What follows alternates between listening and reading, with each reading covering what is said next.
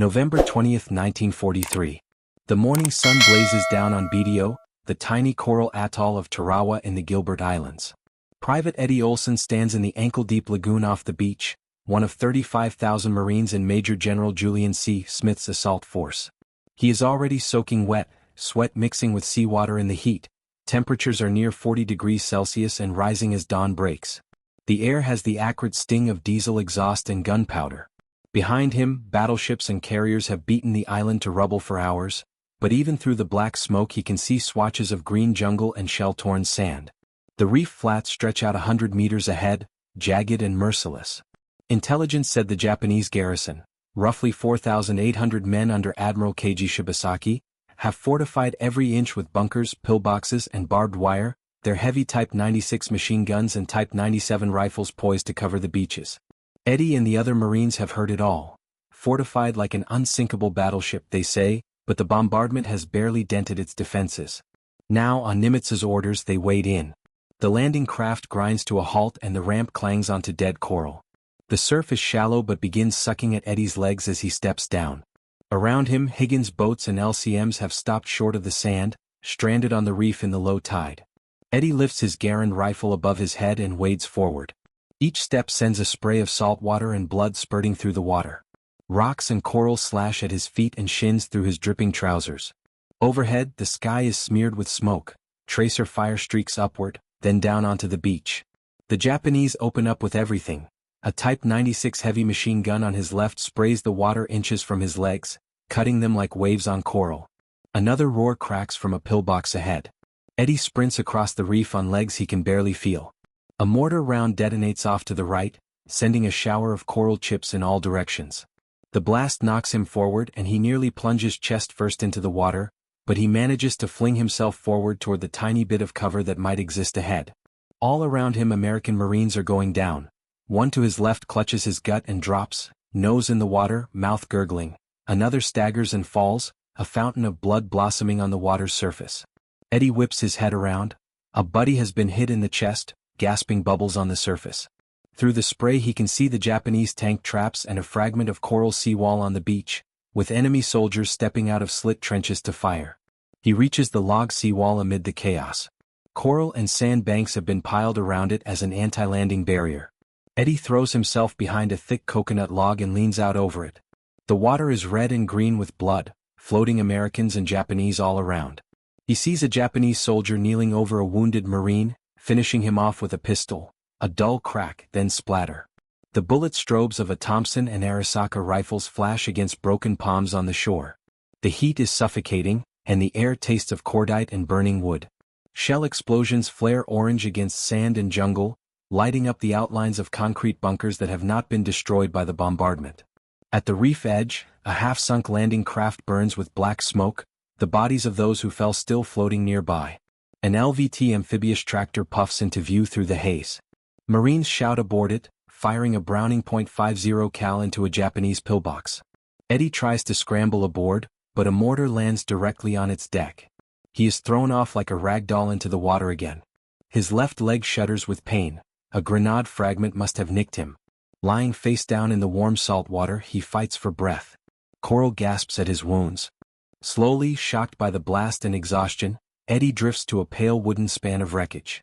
He scrambles atop it, half in and half out of the green surf.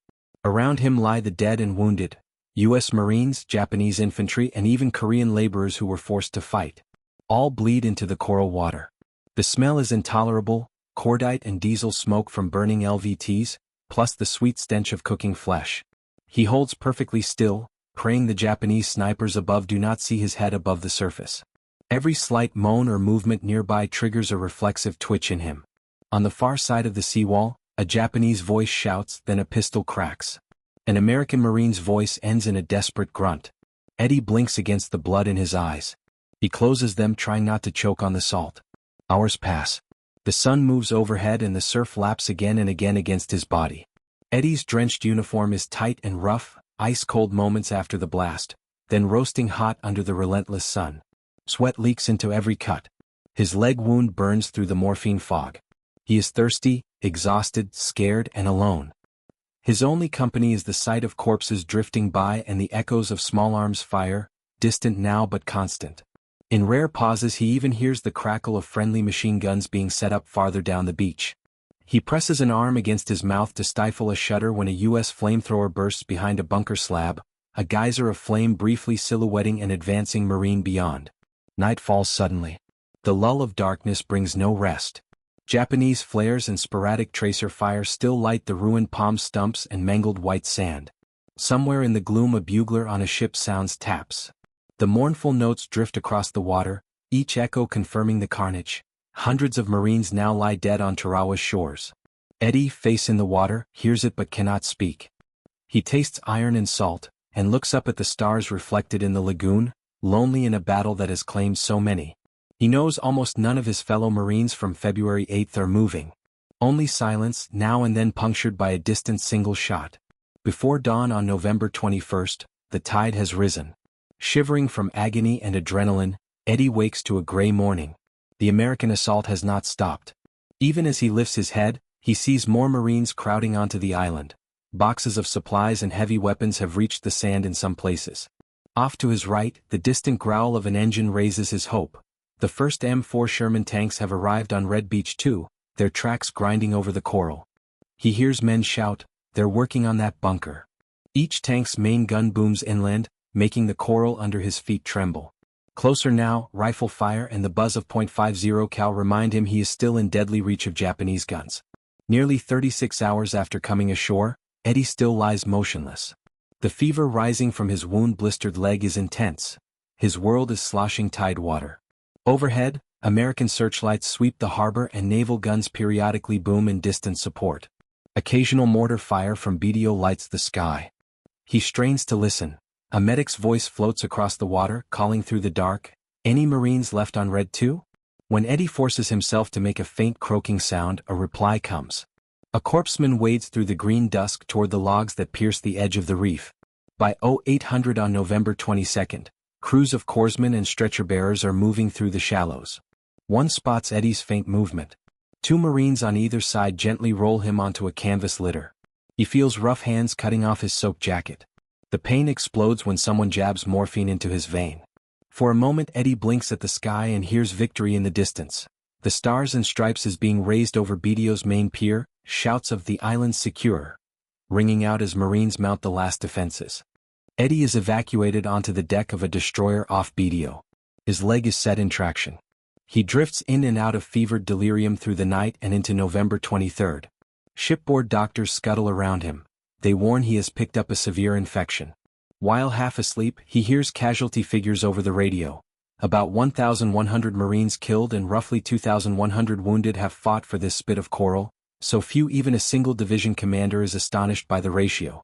He also hears that virtually every one of the roughly 4,800 Japanese defenders and 2,000 Korean laborers is dead. Fewer than 20 Japanese soldiers were captured alive. But in that instant, Eddie feels only relief that he is alive and all but alone among his platoon. When he finally wakes days later in a New Zealand field hospital, broken and groggy, he will say almost nothing about the terror he survived. In time though, a camera crew will capture his thin, shaking voice describing the roaring Japanese MGs and the hopeless drift in the water. Years later, a Marine Corps film will include his account in With the Marines at Tarawa, a quiet chronicle of the 76-hour hell on BDO. Eddie Olson had lived through it, the last man of his unit standing in that blood-soaked ocean, even if he never spoke of it again.